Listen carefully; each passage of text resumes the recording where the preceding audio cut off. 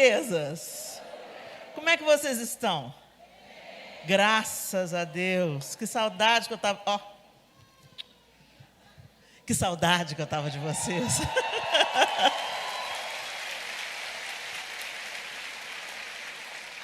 A gente está acostumando com esse negócio, misericórdia. Aí pronto, agarrou no brinco, ô Jesus. Ô confusão, sai.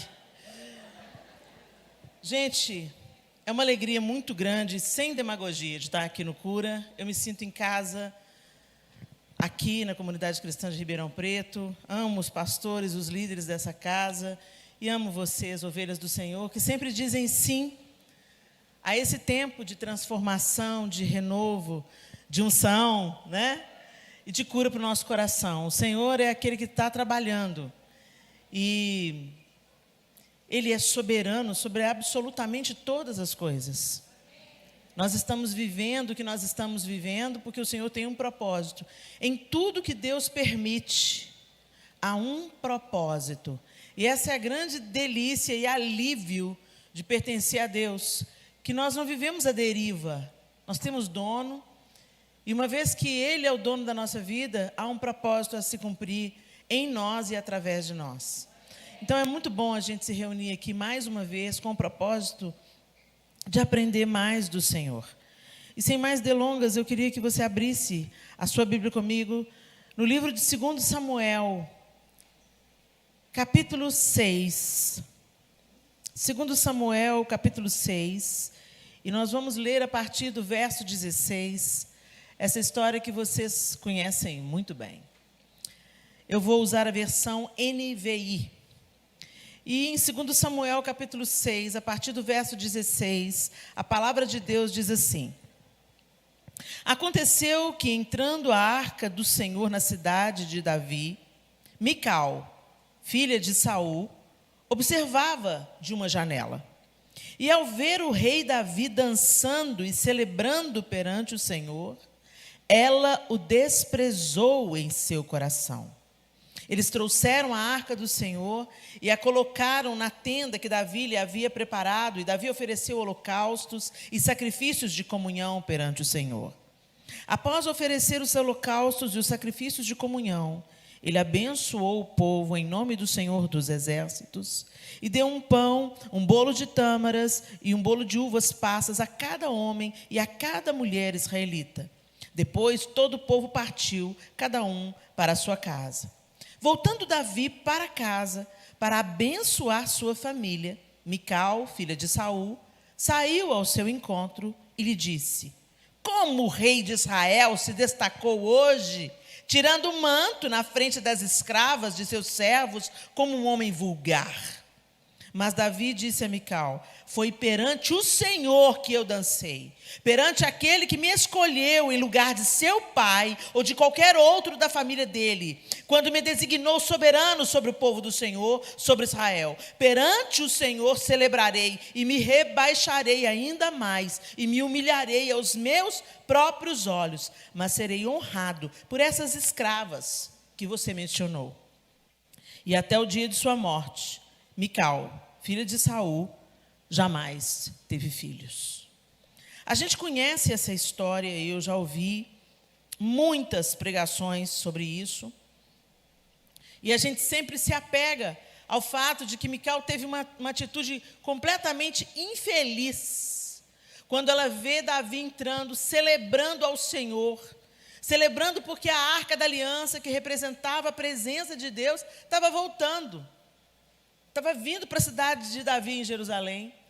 E a primeira tentativa, ela foi extremamente traumática, porque eles perderam o jeito, né? Se esqueceram de como que se carregava a arca. E Uzá foi tentar salvar a arca e foi morto imediatamente. Quando ele toca na arca, ele é morto.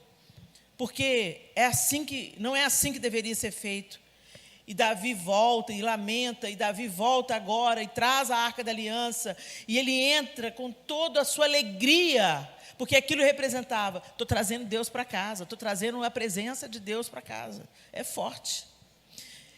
E ele começou a dançar, e Mical viu ele da janela, e o desprezou no seu coração, é o que o texto diz, E quando ele voltou para casa, ela falou assim, que ridículo, hein? Que papelão. Dançando daquele jeito, com pouca roupa, sem o manto, na frente das escravas, hein? E ele falou assim, ainda mais ridículo eu me farei. Eu vou me humilhar ainda mais, porque é diante do Senhor que eu estou dançando. E o texto termina dizendo que ela jamais teve filhos. A gente não sabe por que ela jamais teve filhos. Porque a palavra dela a tornou estéril? Ou porque Davi nunca mais a possuiu, sendo seu marido? A gente não sabe. A Bíblia não entra nesse detalhe. Mas o que eu queria é te levar para antes na história. Senta que lá vem a história. Abra aí a sua Bíblia em 1 Samuel 18, e nós vamos ler a partir do verso 20. 1 Samuel 18, a partir do verso 20. Mical, a outra filha de Saul, deixa eu só localizar vocês aqui. Saul tinha uma promessa de Saul para quem vencesse Golias, vocês lembram? Ele ia liberar a casa daquele vencedor dos impostos e ia dar a sua filha em casamento. Então Davi vem para o campo de batalha para trazer provisão para os seus irmãos e para levar notícias dos irmãos para trazer alívio ao coração de Jessé. E quando ele chega, ele encontra Golias afrontando as tropas de Israel. E o pessoal falando, pois é, vocês viram o que o rei vai dar para quem destruir, quem encarar o gigante? Ninguém queria encarar o gigante. E Davi fala, como é que é? O que é que o rei está oferecendo? E eles contam para ele, ele enfrenta Eliabe, seu irmão, e aí vai lá, vence Golias, ok. E aí Saul chama Davi, e se admira de Davi, tem uma conversa com Davi, e coloca Davi por seu comandante, né? Naquele momento, Davi não voltou mais para casa. Tomou ele como seu querido, né? Como seu braço direito, e Saul fala para Davi, olha, você vai então desposar a minha filha primogênita. E Davi fala, não, quem sou eu para me tornar genro do rei? Eu não posso me tornar genro do rei. E Saul acaba dando a filha Merabe, né, que era a filha mais velha, dando em casamento e a outra pessoa, mas aí Saul descobre que Mical, a outra filha, a filha mais nova, gostava de Saul. Então, é nesse ponto da história. Davi já tinha dito a Saul que não era digno de se tornar genro do rei. E o que Davi estava pensando com isso? No dote, né, gente? Porque tinha que pagar um dote alto, imagina. E ainda mais para a filha do rei. E ele não tinha posses. E aí, nós estamos aí a partir do verso 20, do capítulo 18 de 1 Samuel. Mical, a outra filha de Saul, gostava de Davi. Quando disseram isso, em algumas outras traduções diz, amava a Davi. Quando disseram isso a Saul, ele ficou contente e pensou, eu a darei a ele para que lhe sirva de armadilha. Por que ele fez isso? Porque quando ele volta da batalha com os filisteus, com Davi, onde Davi venceu Golias, o povo aclama Davi, as mulheres aclamam a Davi, dizendo, Saul matou milhares, mas Davi seus 10 milhares. Porque depois que ele mata Golias, gente, o exército persegue os filisteus e foi uma matança de filisteus. Não foi só a cabeça de Golias que Davi trouxe. Uma vez que Golias caiu, o exército se empoderou e correu atrás do exército filisteu e foi uma matança e venceram. Quando eles voltam dessa batalha, então as mulheres dizem aquela clássica canção, né? Saul matou milhares, mas Davi seus 10 milhares. Naquele momento, Saul começou a ter inveja de Davi e começou a tramar a sua morte. E aí ele pensou, eu a darei a ele, verso 21, para que lhe sirva de armadilha, fazendo-o cair nas mãos dos filisteus. Então Saul disse a Davi, hoje você tem uma segunda oportunidade de tornar-se meu genro. Porque ele já tinha oferecido Merabe, e Davi já tinha dito não. Então Saul ordenou aos seus conselheiros que falassem em particular com Davi, dizendo, o rei está satisfeito com você e todos os seus conselheiros o estimam. Torne-se agora seu genro. Quando falaram com Davi, ele disse, vocês acham que tornar-se genro do rei é fácil? Eu sou um homem pobre, sem recursos.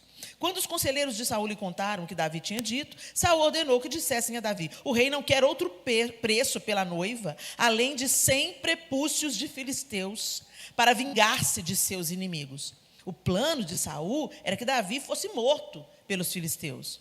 Quando os conselheiros falaram novamente com Davi, ele gostou da ideia de tornar-se genro do rei. Por isso, antes de terminar o prazo estipulado, Davi e seus soldados saíram e mataram 200 filisteus.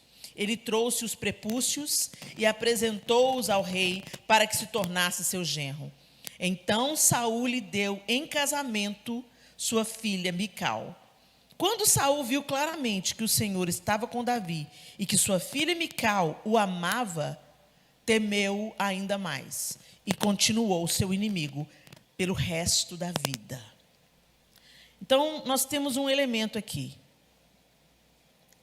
Mical foi dada a Davi porque o amava. A intenção do coração de Saul é que ela fosse para ele uma armadilha. Armadilha por quê? Porque ele ia pedir pelo dote os prepúcios dos filisteus, acreditando que ele seria morto. Mas ele não foi. E ele volta e ele paga esse dote sanguinário e ele toma por esposa Mical. Então entenda, a primeira esposa de Davi foi Mical. Agora vai comigo, vira a página aí, o capítulo 19, e nós vamos ler do 8 ao 17, o capítulo 19 de 1 Samuel, lá no verso 8. E houve guerra outra vez, e Davi foi lutar contra os filisteus. Ele lhes impôs uma grande derrota, por isso fugiram de Davi.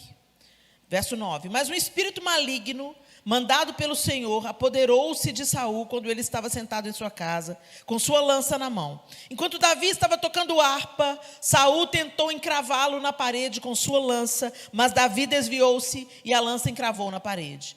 E Davi conseguiu escapar. Naquela mesma noite, Saul enviou alguns homens à casa de Davi para vigiá-lo e matá-lo de manhã. Mas Mical, a mulher de Davi, o alertou: se você não fugir essa noite para salvar sua vida, amanhã estará morto.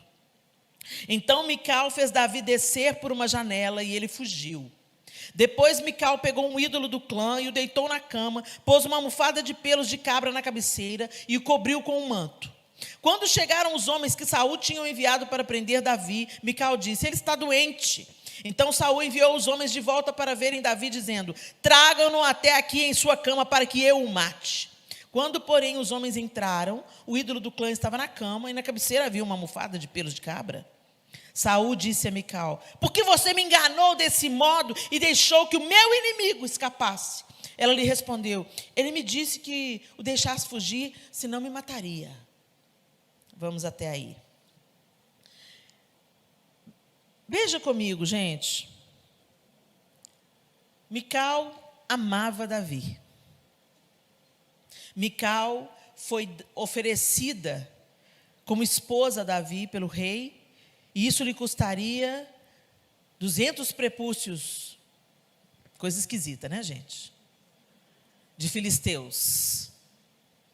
E Davi foi lá e pagou o dote. Vocês acham que Davi pagou o dote? Por quê? Porque ele também se interessou por Mical. Não é? Não é bobo nem nada. E foi lá e a tomou por esposa e estava com ela e eles estavam aparentemente muito bem. Porque quando Saul determinou o mal contra a casa de Davi, Mical escolheu o seu lado. Gente, ela sabia que seu pai estava com ódio de Davi. Mas ela ajudou o seu marido a escapar. A ação de Mical poupou a vida de Davi. Foi isso que o texto disse, gente? Foi isso que o texto disse. Agora, vai comigo para 1 Samuel 25, 44.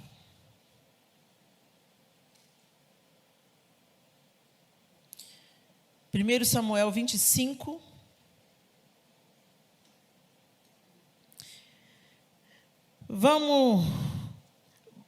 Nesse mesmo capítulo 25, você vai ver a história de Abigail. Abigail, mulher de Nabal, que era um homem tolo. Davi já estava fugindo de Saul, andando errante pelo deserto.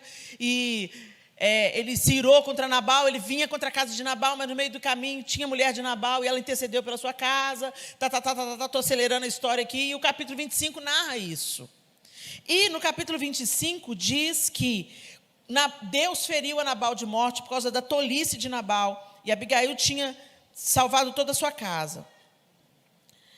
E aí, no final do capítulo, lá no verso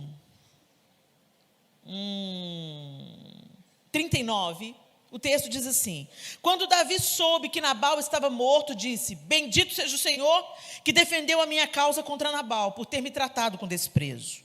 O Senhor impediu seu servo de praticar o mal e fez com que a maldade de Nabal caísse sobre a sua própria cabeça. Então Davi enviou uma mensagem a Abigail, pedindo-lhe que se tornasse sua mulher. Seus servos foram a Carmelo e disseram a Abigail: Davi nos mandou buscá-la para que seja sua mulher. Ela se levantou, inclinou-se com o rosto em terra e disse: aqui está a sua serva, pronta para servi-los e lavar os pés dos servos de meu senhor. Abigail logo montou no jumento e, acompanhada por suas 5 servas, foi com os mensageiros de Davi e tornou-se sua mulher. Davi também casou-se com Ainoã de Jezreel. As 2 foram suas mulheres. Saul, porém, tinha dado sua filha Mical, mulher de Davi, a Paltiel, filho de Laís, em Galim. Mais um elemento que nós temos de Mical. Davi foge, mas não manda buscar Mical. Davi foge, mas Mical não acompanha Davi. Quem está errado aí? Não sei. O que eu sei é que naquele momento de fuga, ela estava protegendo a retaguarda de Davi. Enquanto ele fugia, ela colocou o ídolo na cama, ela colocou a almofada para se passar pelos cabelos dele. Enquanto isso, ela foi criando uma cortina de fumaça para Davi ganhar tempo de fugir. E ela distraiu os soldados até que seu pai descobrisse, e ela se justifica dizendo assim para o pai: não, ele disse que me mataria, porque senão, se ela não falasse isso, ela seria morta. Pela ira do seu próprio pai, que estava doido, estava louco. Mas depois que Davi tinha se estabelecido, ele não mandou buscar Mical. E Mical também não procurou Davi. O que aconteceu? Não sei. A Bíblia não diz. Mas o que aconteceu nesse meio tempo? Enquanto um não era do outro, eles continuavam casados, ok? Mas um não era do outro, um estava distante do outro. Davi se casou com Abigail, com Ainoã. E Mical, o texto está dizendo que ela foi dada a Paltiel. Ela não se casou com Paltiel porque ela queria, ela foi dada. Saul deu a filha dele para outro homem. Ok. Aí, lá em 2 Samuel 3, 2, 5, eu sei, gente, maratona bíblica, vamos lá. 2 Samuel 3, de 2 a 5. Estes foram os filhos de Davi, nascidos em Hebrom. O seu filho mais velho era Minom, filho de Ainoã de Jezreel. O segundo, Quiliabe, de Abigail, viúva de Nabal, de Carmelo. O terceiro, Absalão, de Maaca, filha de Talmai, de Jesur. O quarto, Adonias, de Agite. O quinto, Cefatias, de Abital. E o sexto, Itreão, de sua mulher Eglá. Estes foram os filhos de Davi que lhe nasceram em Hebrom. Quantas mulheres, gente? 6. Mical está contada entre elas? Não. 2 Samuel 3, mesmo capítulo.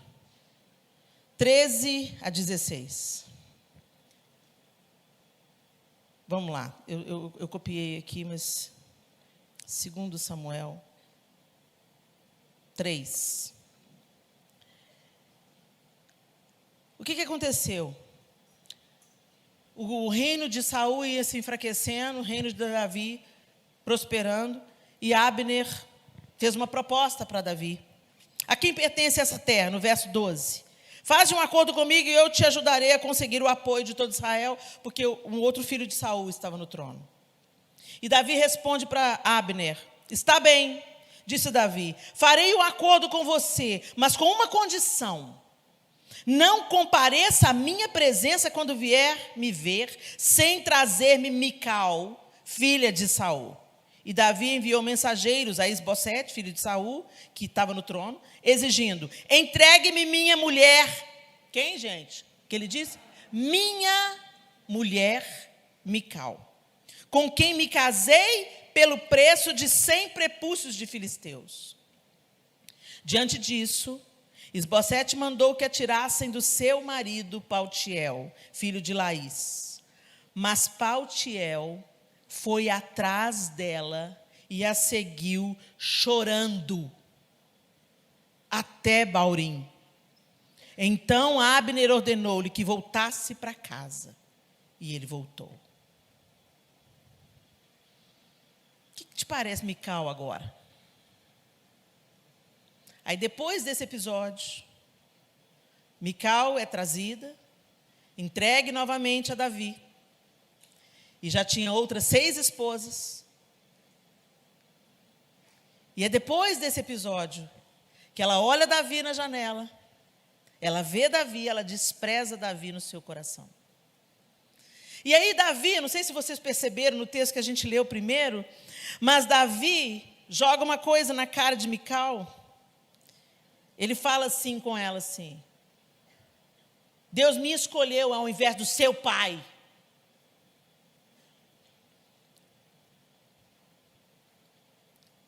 Eu não estou querendo trazer uma heroína, Mical. Ela foi tola. Ela foi insensata. Ela foi infeliz. Porque Davi estava dançando e se alegrando diante do Senhor que ela conhecia. Ela conhecia o Deus de Israel. E ela sabia o que simbolizava para o seu povo aquela arca voltando. Então ela foi insensata? Foi. Ela foi insensata de não acompanhar Davi na sua fuga? Não dá para a gente saber qual que foi a motivação. Por que ela não foi? Se ela estava ocupada criando uma cortina de fumaça para que ele tivesse tempo de se distanciar, se estabelecer para mandar buscá-la. Será que ela ficou na expectativa? Não, deixa ele fugir, de se estabelecer, e ele vai mandar me buscar. O texto diz que ela a amava. O que aconteceu com a Mical, que amava Davi e que se devotou a ele e que tomou partido dele na disputa com o pai, e deu fuga a ele e protegeu a fuga dele? Para a mulher que estava na janela, amaldiçoando a Davi, desprezando Davi no seu coração, porque Davi estava adorando com extravagância o Deus de Israel. O que aconteceu no meio do caminho? A gente teve algumas pistas através da palavra de Deus. Uma frustração, uma decepção, uma expectativa frustrada. Não, Davi vai se estabelecer, depois ele me manda me buscar. Ele sabe que eu amo tanto, que eu protegi, eu ajudei ele a fugir, eu falei que ele precisava de fugir. Era isso que estava? Não sei. Tinha uma expectativa frustrada? Não sei. Ou tinha uma mulher tola falando assim: eu é que não vou, hein? Eu amo muito a Davi, mas eu amo mais o conforto do meu palácio. Eu não vou andar errante por aí, eu vou ficar quieta aqui. Será que foi isso? Será que ela ficou sabendo que ele casou com uma, com duas, com três, com quatro, com cinco, com seis? E que mesmo tendo 6 esposas, ele manda tirar ela de Paltiel. E esse Paltiel devia amar demais Mical, gente. Porque um homem, naquela cultura, não vem chorando por uma mulher, não. Por que Paltiel vinha chorando atrás de Mical? A gente fica imaginando o sofrimento desse moço. E uma interrogação em Mical. Amava Paltiel já tinha, se sentia esposa dele, protegida por ele, acolhida por ele? Será que Mical pensou no coração dela: agora? Agora você manda me buscar depois de tantos anos, Davi? E como que ela foi parar na mão de Paltiel? O pai dela: vai, agora você já não serve para nada mesmo, deixa eu te entregar para Paltiel segundo os meus interesses. Como é que ela foi para esse casamento? A gente não sabe. O que eu estou querendo mostrar para vocês é que alguma coisa na história de Mical, entre a Mical que amava e se devotava e ajudou Davi a fugir, até a Mical que o desprezou depois de tê-lo visto adorando o Senhor da sua janela, alguma coisa azedou, Mical. Alguma coisa estragou o coração de Mical. E a gente tem algumas pistas, mas os detalhes a gente não sabe. Mas ninguém se torna o que é à toa. O que está azedando o seu coração? Porque sim, há muita adversidade, há muitas coisas que aconteceram a Mical, certamente, sem ela ter tido opção sobre isso. Duvido que ela tinha a opção de escolher se ela ia ser entregue a Paltiel ou não. O texto diz que Saul a deu. Mulher tinha pouca oportunidade de opinião. Mas quanto ao fato dela não ter acompanhado Davi na fuga, fica uma dúvida. Ela não acompanhou porque estava esperando ele se estabelecer para mandá-la buscar? Ou ela não acompanhou porque ela amou mais o palácio ou estar no conforto da sua casa do que andar errante?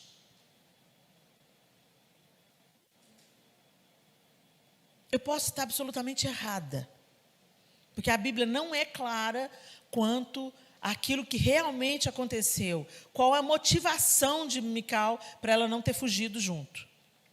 Mas observando a pista do que correu enquanto ele fugia pela janela, enquanto ele descia pela janela, a preocupação que ela teve de criar um ambiente que retardasse a perseguição a seu marido, me faz entender de que ela estava protegendo ele até que uma oportunidade fosse aberta para eles estarem juntos novamente.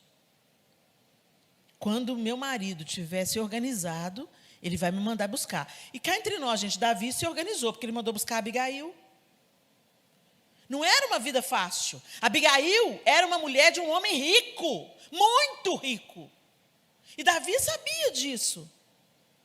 E ela foi acompanhada por suas servas. Então, Davi tinha pelo menos um mínimo de estrutura para oferecer a uma mulher para mandar buscar ela. E ele não casou só com uma, ele casou com Abigail e mais 5. Será que ele não tinha estrutura para mandar buscar Mical? E quando ele mandou buscar Mical, ele queria o quê? Ele queria poder, porque ela era a filha de Saul e ele estava ascendendo ao trono. Ele ia sair de Hebrom e ia assumir em Jerusalém. Era isso? Independente do que aconteça na sua vida, a gente costuma nos justificar com a falha do outro.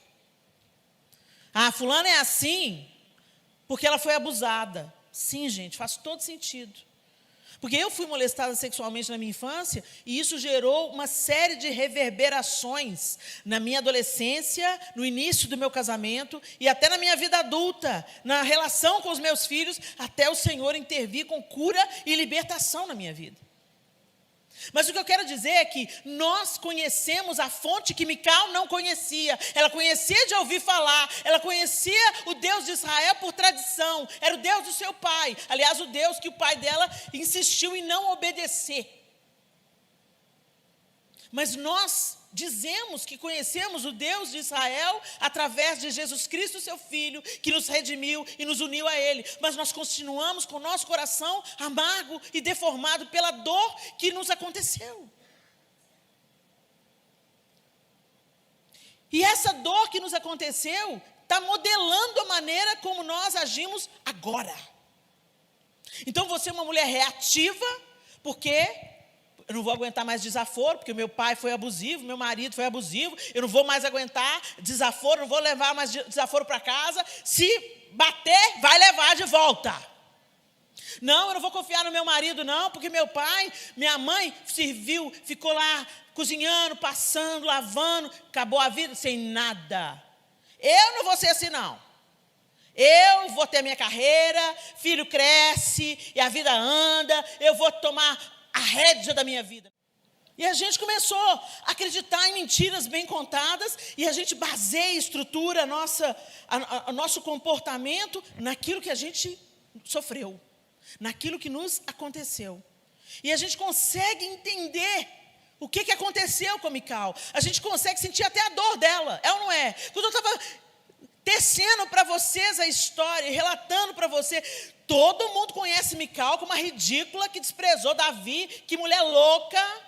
Era o rei Davi, era marido dela, e ela desprezou no coração. Ele estava adorando a Deus, ele estava trazendo a presença de Deus. E essa mulher teve essa infeliz reação. E a gente lembra de Mical por esse episódio. Mas a gente não lembra da Mical que amava Davi e deu proteção a ele. A gente não lembra de Mical que foi esquecida no palácio. A gente não lembra da Mical que foi entregue a um outro homem. Um homem que a amou a tal ponto de, na possibilidade de perdê-la, veio atrás dela. Talvez Paltiel fosse a cura do coração de Mical. A gente não sabe. E às vezes você também tem se justificado e dito, não, mas me aconteceu, me abusaram, me roubaram, me levaram. Então agora comigo é assim. Não sou trouxa não sou palhaça não. Gente, as mulheres estão sendo descaracterizadas na sua feminilidade por causa da dor. O abuso, o abandono, as figuras que deveriam protegê-las, abusam delas. Mas não se engane, não se engane. Satanás só está preparando o caminho porque quer que você fira como você foi ferida. Mesmo que seja atrás de uma capa de força, independência, de quem está se assumindo, de quem está resolvendo, de quem não está dependendo, de quem está traçando a sua história e o seu destino. E você vai traçando a sua história e o seu destino e passando igual um rolo compressor em cima da próxima descendência, da próxima geração. Você vai pingando sangue em cima da sua descendência. E você vai propagando ferida. E era exatamente isso que Mical fez. Ela estava tão amargurada, tão azeda, tão deformada. Onde que foi o amor de Mical? Onde que foi a devoção de Mical a ponto dela enfrentar o próprio pai para proteger o seu marido? A dor teceu Mical. E se você deixar a dor te tecer, você vai matar e vai ferir, exatamente como você foi ferida. Você foi negligenciada, você vai negligenciar. Você foi abusada, você vai abusar. Você foi abandonada, você vai abandonar. Se você não chamar Jesus para essa equação. Se você não entrar realmente na cura e na transformação que Deus quer fazer na sua vida e na sua história. Não se iluda. Às vezes a gente pensa que a gente está tomando decisão apenas baseado no nosso amadurecimento. Não, eu amadureci, eu entendi que eu sou dona do meu destino, protagonista da minha história. E agora não vão fazer isso comigo mais não. Ô, gente, muito cuidado, porque o engano é aquilo que parece verdade. Engano não é óbvio. A mentira, sabe por que Satanás é chamado de pai da mentira? Ele é o especialista em mentira. Ele não oferece para você uma mentira que você vai identificar como mentira. Ele te oferece uma mentira que parece verdade.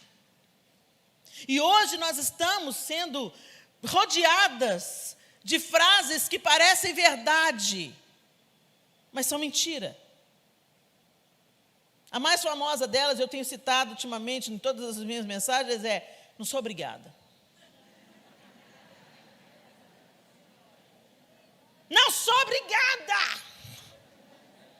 Não é assim? Ô, gente, muita coisa na vida a gente é obrigada sim. É questão de responsabilidade. É questão de caráter. É questão de cumprir a sua palavra, de honrar a sua aliança, de cuidar do filho que você pariu. E não delegar para sua mãe e para a mãe do seu esposo. Sabe, gente, a gente não sou obrigada. Sabe, eu mereço ser feliz. Você merece ser feliz e todo mundo que está ao redor também. Mas a gente pensa assim, não, gente, eu não sou obrigada. Sabe, a vida é uma só, a gente tem que ser feliz. Gente, e o Senhor tem todo interesse na nossa felicidade. Ele é pai, não é padrasto. Embora tenha uns padrastos aí que está sendo melhor do que pai, né? Ele é pai. Na amplitude desse nome, pai. Ele cuida, ele protege, ele dá limite e ele também cobre de amor, de misericórdia e ele se alegra com a nossa alegria. Mas, gente, numa vida equilibrada, numa vida normal, numa vida de verdade, você não é feliz o tempo todo não, minha linda. Tem dia ruim. Eu não conheço ninguém, sabe, que levanta, lá. Eu vou lavar a louça. Eu vou passar a roupa. E não ter salário para cuidar da minha família. Não, gente. Cuidar da família é uma tarefa repetitiva, árdua, difícil, desafiadora. Você não tem salário, você não tem férias, um terço de férias. Não é mais fácil você querer trabalhar fora, é claro. Põe na balança, né? Você trabalha fora, você é valorizada, você tem salário, 13º, férias, um terço de férias, dependendo do emprego, quinquênio. Né? Se você é superior, alguém gritou com você, você manda embora. Mas o relacionamento familiar, não. Você faz. Amamenta o menino, levanta de madrugada, leva para o médico, corre com ele. Depois chega uma menina com tudo no lugar, cintura fina, e leva seu filhote. Dói! Ele fala, tchau, mãe. E vem te visitar quando der na telha. Ao mesmo tempo que a gente sabe que é isso que a gente deseja para os nossos filhos, que eles cresçam, que eles encontrem uma mulher maravilhosa, uma menina de Deus, e que eles construam a própria família, não significa que não vai doer, gente. Eu casei ano que vem vou casar outro. Eu falei, o que está acontecendo com a minha casa? Por que está todo mundo debandando, gente? Calma, me dá uns 5 anos de espaço, pelo amor de Deus. Mas não, glória a Deus, as minhas noras, gente, são meninas de Deus, do céu. Eu estou ganhando filhas. Eu ganhei uma, ano que vem vou ganhar outra com a graça de Deus. Mas aquele lugar você vai deixando de ser atriz principal, protagonista, e vai passando a ser coadjuvante. E não tem problema, os amores não competem. Amor de mãe, amor de mãe, amor de esposa, amor de esposa. Um dia eu também peguei da minha sogra. Eu tinha cintura fina, velhos tempos. O mundo gira, a roda gigante gira e a história se repete, glória a Deus. Se der tudo certo, a história se repete. Isso é bom, mas traz sofrimento, traz aquela sensação estranha. Os filhos estão indo. E agora a minha utilidade? Que bom que você foi útil. Que bom. Agora eu vou viver de lua de mel com o João. Assim que a Sofia casar, vou viver de lua de mel com o João. Por isso que você tem que cuidar bem do seu casamento. Porque começa com vocês dois e no final vai virar vocês dois de novo. Mas a gente começou a trocar todas as ordens de lugar. E a gente começou a ser manipulada pela dor. A nossa própria dor ou a dor da nossa mãe. Às vezes você é filha de uma mãe que não construiu nada diante dos olhos humanos. Ah, minha mãe morreu sem construir nada. Como não construiu nada? Olha você aí. A gente começou a dar valor àquilo que é temporário e a desprezar aquilo que é eterno. Herança é aquilo que você deixa para os seus filhos. Legado é aquilo que você deixa neles. E no caixão não tem gaveta, gente. Você pode deixar o que for para o seu filho. Ele não vai levar nada dessa terra. Mas legado reverbera até a eternidade. Mas a gente está investindo no que é temporário. E quando você vai ver por trás desse pensamento, desse sentimento, tem uma amargura, tem uma falta, tem uma dor. E você pensa que você vai ser feliz se você ganhar mais do que a sua mãe. Você vai ser feliz se você tiver uma gorda aposentadoria. Você vai ser feliz se você não deixar o seu marido te controlar, porque afinal de contas ele é um banana e você sabe fazer as coisas muito melhor do que ele. Mentiras que Satanás vai julgando no seu coração. Você sai do seu lugar em Deus e assume o seu lugar, ditado, desenhado por esse século doente e influenciado por Satanás. Quem começa a dar as regras na sua casa é Hollywood, a novela, o seriado. É isso que começa a modelar você. O pensamento desse século começa a te modelar. A dor da sua mãe começa a te modelar. O que você não teve na infância começa a te modelar. E quando você vê que não, você está na janela, desprezando aquilo que Deus está fazendo. Desprezando a presença, a onipotência de Deus e o seu legado, o seu propósito. O que aconteceu no meio da história, minha linda? Você se parece com a mulher da Bíblia ou você se parece com a mulher do século 21?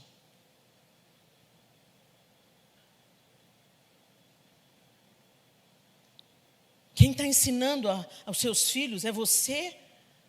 Ou é a creche, a babá, a internet? Nós terceirizamos tudo que dá trabalho. Tudo que envolve dedicação. Curiosamente, nós nos debruçamos sobre nossas carreiras com excelência. Só que para o mercado, a gente tem prazo de validade. Mas para a nossa família, não. Ah, Helena, você que não conhece a minha família. Minha família é um caos. Então, começa a ser a diferença na sua família, que é caótica. Deus é especialista em organizar caos. Estava o caos e ele falou assim, haja luz. Ele é o organizador do caos. Ele transforma morte em vida, derrota em vitória, tragédia em triunfo. Esse é o Deus Todo-Poderoso, que é o mesmo ontem, hoje e será eternamente. Mas você está entrando na modelagem desse tempo. E você está virando uma Mical. E deixando o que te fizeram, ou o que fizeram a alguém que você ama muito, te levar a fazer escolhas que despreza a presença de Deus. Que despreza o que é valioso para Deus. Eu não gostava de passar roupa. Eu não posso dizer que hoje eu sou fã. Mas eu olho com uma outra perspectiva. Se eu quero servir com o microfone na mão, eu começo a servir com uma vassoura. Porque é no serviço que não visa visibilidade ou fama ou qualquer outro interesse. É no serviço abnegado que a mão de Deus está. A gente tem uma mente dualista. A maior heresia cristã é esse dualismo que separa a vida em santo e secular.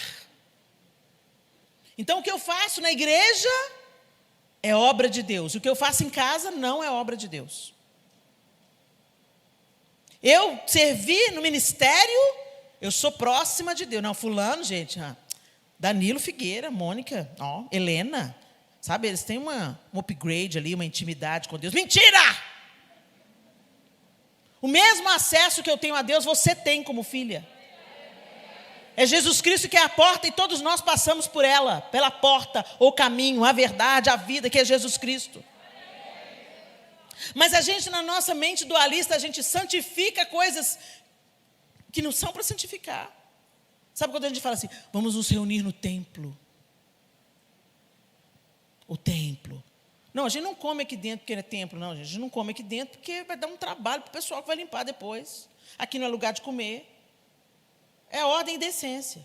Mas esse lugar não é sagrado, não. O sagrado é cada um de nós que tem o Espírito Santo dentro de nós.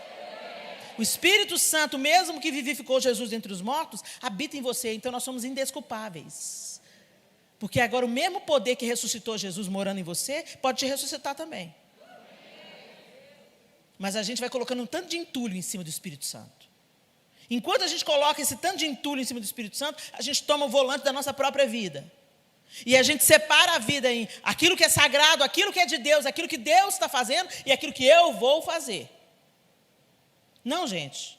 Jesus comprou a minha vida por inteiro. E Ele quer transformar a minha vida por inteiro. E Ele quer curar os meus relacionamentos por inteiro. A Ele pertence toda a minha vida.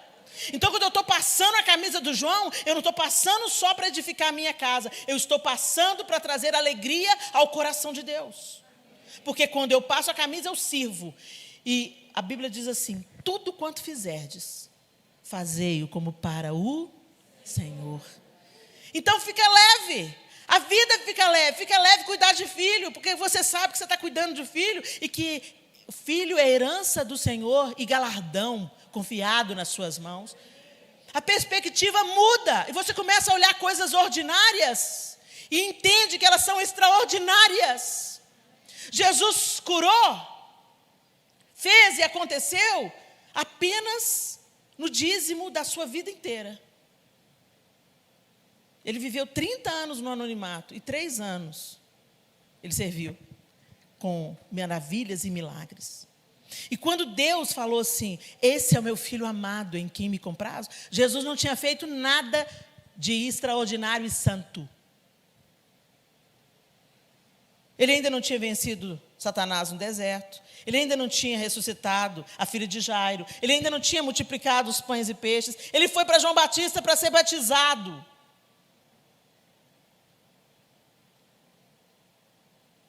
E Deus rasga o céu e fala: esse é o meu filho amado, em quem eu tenho prazer. Não é o que você faz, é como você vive a sua vida. Não é o que você faz de extraordinário, é vivendo o ordinário de uma maneira santa, sagrada.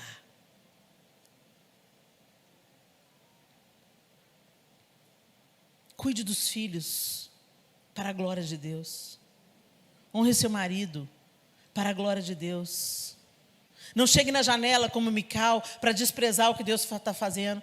Chega na janela para se deleitar com o que Deus está fazendo, o que a presença de Deus pode fazer na nossa vida. Se debruce na janela para falar: olha aí a presença de Deus, mudando a minha perspectiva, curando o meu coração, me fazendo andar por um caminho de justiça e retidão, mesmo que fazendo coisas simples no dia a dia. Eu sou filha de Deus, eu transbordo a vida de Deus. E quando Jesus começou o seu ministério, Ele foi fazer o quê, gente? Milagre na vida ordinária. Multiplicou peixe. Se assentou com pecadores. Comeu sem lavar a mão. Ah, que coisa feia, Jesus. Que coisa não sagrada. Tem que lavar a mão. Você não conhece o judaísmo, judeu? Foi tomar uma refeição com Zaqueu, o corrupto.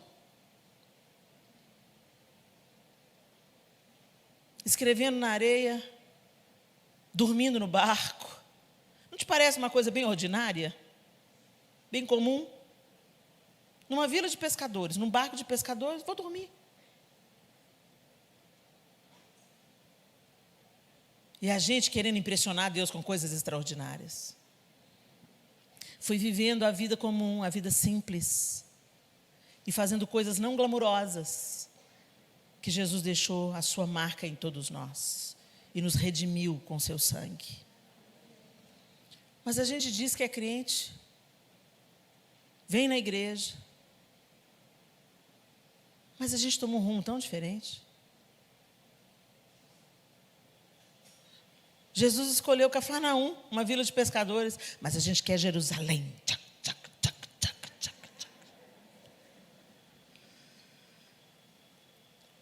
Quando uma mulher hoje escolhe ser mãe e esposa, ela é ridicularizada por outras mulheres.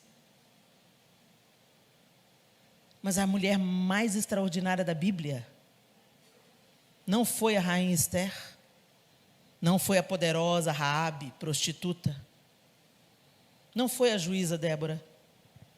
A mulher mais extraordinária da Bíblia foi mãe. Por uma mulher entrou o pecado, por outra mulher entrou o Salvador.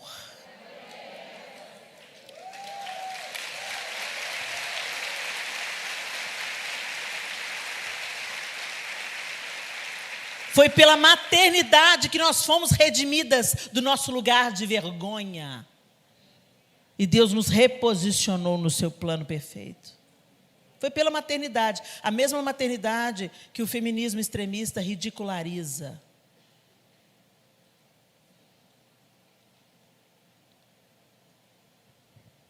A gente acha que filho dá trabalho, que custa caro. Essa não deveria ser uma preocupação para quem sabe que Deus é o dono do ouro e da prata e que Ele financia os seus projetos. Quem casou e teve filho sabe do que eu estou falando. Deus financia os seus projetos. Mas uma mente secularizada, não, custa caro. Meu filho tem que falar inglês, alemão, estudar guitarra. Não, seu filho tem que ter pai e mãe. E ter o temor de Deus plantado no coração dele. Se eu já sabia disso quando os meus filhos eram crianças, hoje eu sei disso mais do que nunca. Não são coisas que levam nossos filhos para Deus. Não são coisas que tornam os nossos filhos felizes, vivendo a vida simples do reino. Volta, igreja. Voltemos ao Senhor. Voltemos ao Senhor. Se nós insistirmos em viver uma vida secularizada, ter uma mente dualista que acha que é sagrado o que é feito na igreja, despreza a santidade da vida dia a dia diante de Deus, nós não experimentaremos nem leveza, nem plenitude. Nós não enfrentaremos e degustaremos a boa, perfeita e agradável vontade de Deus. Porque para eu experimentar a boa, perfeita e agradável vontade de Deus, o meu molde é a sua bendita palavra. E não as ideologias falsas, mas muito bem apresentadas desse mundo declinado e doente. Feche seus olhos. E eu quero te propor uma autoanálise sincera. Até que ponto você está vivendo a Bíblia, se deixando moldar, vivendo a vida, se deixando moldar pela Bíblia? Se deixando transformar a mente, renovar a mente na verdade de Deus. E até quanto a Bíblia na sua vida é só um acessório. Você caminha com o Senhor há anos, mas nunca leu a Bíblia toda. Como que a gente consegue, gente, contemplar Deus? Através das Escrituras. Quando você lê a Bíblia, essa palavra te lava como água, te santifica, te exorta, te consola, te levanta e te modela. Mas se você não se deixar forjar pelas Escrituras, não pense você que você vai ficar sem forma. Você vai tomar a forma deste século adoentado, que está nos discipulando pelas canções, pelos filmes, pelos seriados, pelas conversas,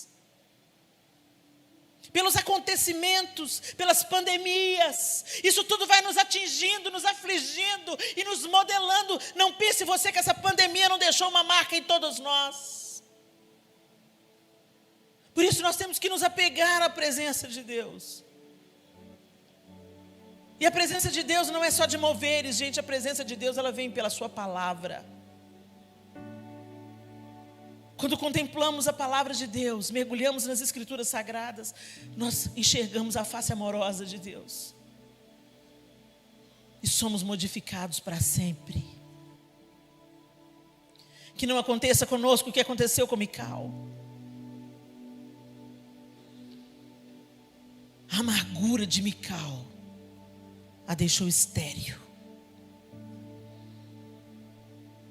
Numa época em que a utilidade de uma mulher e a alegria de uma mulher era ser mãe. Que a amargura não tome no seu coração, minha linda. E para de olhar a história da sua mãe. Ah, minha mãe foi tão sofrida. Mas o sofrimento dela gerou algo bom. Quando a gente vê as coisas pelo prisma da vontade perfeita de Deus, a gente enxerga beleza no que o mundo fala que é feio. E honra no que o mundo diz que é vergonha. Jesus foi moído, desnudado numa cruz. E se esvaziou e se humilhou para que você e eu tivéssemos vida e vida em abundância. E não pense você que seguindo a Cristo, nós também não temos um caminho de autoesvaziamento. Para que outros vivam, para que outros vão além. Essa geração está sendo garfada por Satanás, porque nós terceirizamos a educação dos nossos filhos. Atraídas por um discurso de sucesso pessoal, acima do sucesso familiar. Do sucesso ministerial, acima do sucesso familiar. Nenhuma carreira e nenhum ministério compensa uma família destruída. Não, a sua família não vai ser perfeita, como a minha não é. Mas o Senhor trabalha por aqueles que nele confiam. E Ele está trabalhando por mim, e Ele está trabalhando por você. Mas caminha na obediência e deixa a palavra de Deus te moldar. Deixa o que Deus quer fazer ser feito. E não entre pelo caminho de Mical. Um caminho de amargor, de ressentimento,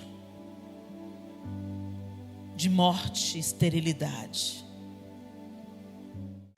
Eu não sei se nós podemos nos aglomerar aqui na frente, como a gente sempre gosta de fazer. Mas eu acredito em decisões.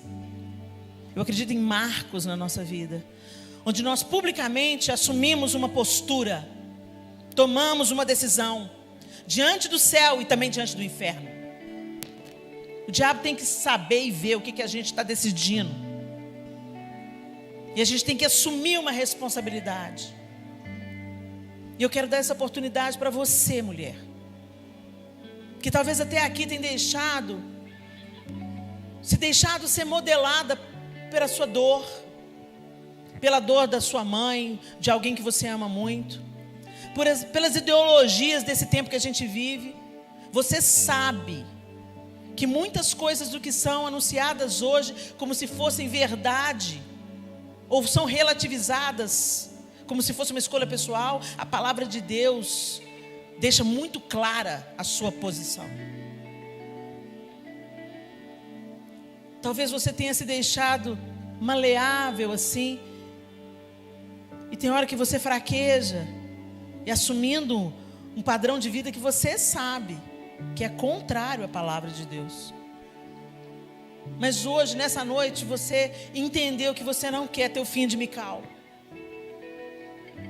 que você não quer deixar que a amargura te controle, que os sentimentos te controlem, que a história do passado te controle, que as decepções, as expectativas frustradas te dominem. Mas se você quer que Deus escreva uma nova história e que Ele intervenha e mude o que te fizeram e transforme em maldição em bênção, se você quer que o Senhor faça isso na sua vida, seja lá o que for a história que você esteja vivendo, eu queria que só você ficasse de pé no seu lugar.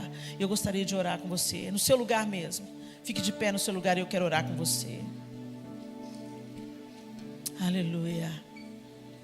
Bendito seja o teu nome, Senhor.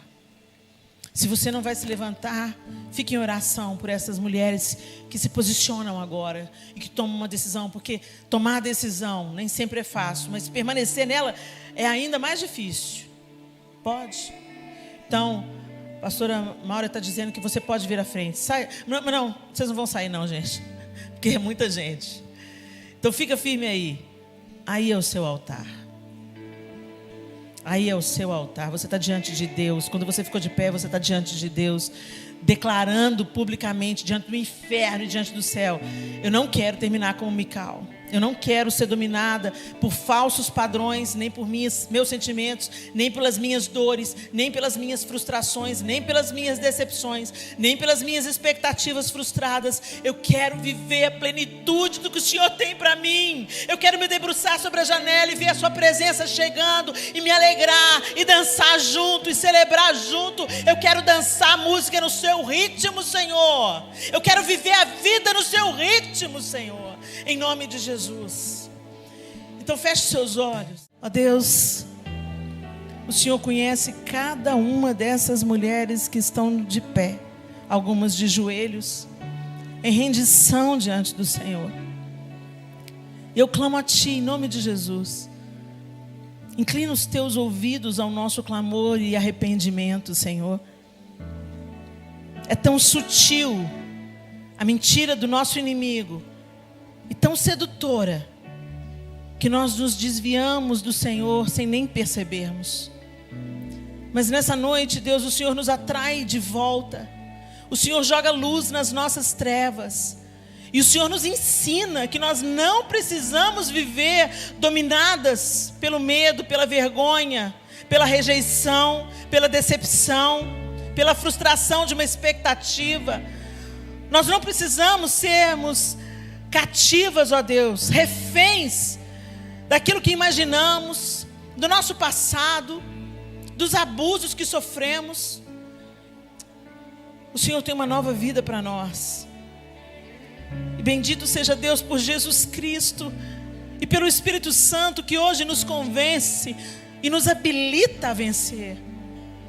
Pelo poder de Deus que habita em nós. E em nome de Jesus nós clamamos, ó Deus, faz essa obra em nós. Nos ajuda a nos livrarmos, ó Deus, daquilo que nos embaraça.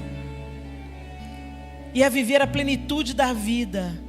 Nas coisas leves e simples da vida. Que a gente entenda que as coisas ordinárias também trazem glória ao Teu nome. Que a vivência em família glorifica o Teu nome.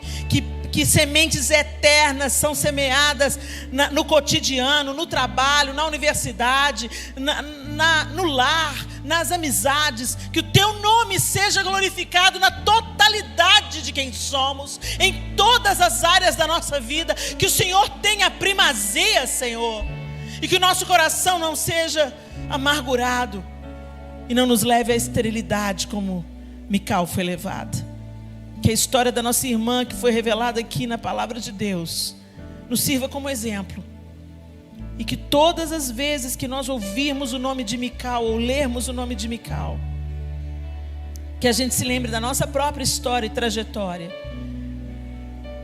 E pelo poder do Teu Espírito que a gente escolha um outro final, deixando o Senhor trabalhar em nós, dia após dia, em nome de Jesus. Amém e amém. Deus abençoe vocês, minhas lindas.